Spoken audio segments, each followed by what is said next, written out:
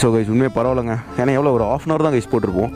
½ போட்டுறதுல வந்து நமக்கு 16%, 26 கிலோமீட்டர் போகுது.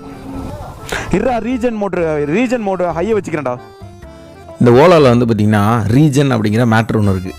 இதோட வேலை என்ன தெரியுமா?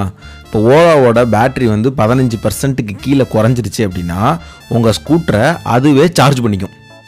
எப்படி அப்படின்னா, இப்போ நீங்கள் த்ராட்டில் கொடுக்குறீங்க, த்ராட்டில் கொடுத்துட்டு நீங்கள் பிரேக் அப்ளை பண்ணாலும் சரி, இல்லை அந்த த்ராட்டில் கொடுக்காம நீங்கள் வந்து நியூட்ரலில் போனாலும் சரி, அந்த வண்டி போகிற வேகத்தை வச்சு நம்ம வண்டியை சார்ஜ் பண்ணிக்கும். ஸோ இதுதான் வந்து ரீஜன். இதில் மொத்தம் 3 மோடு இருக்குங்க.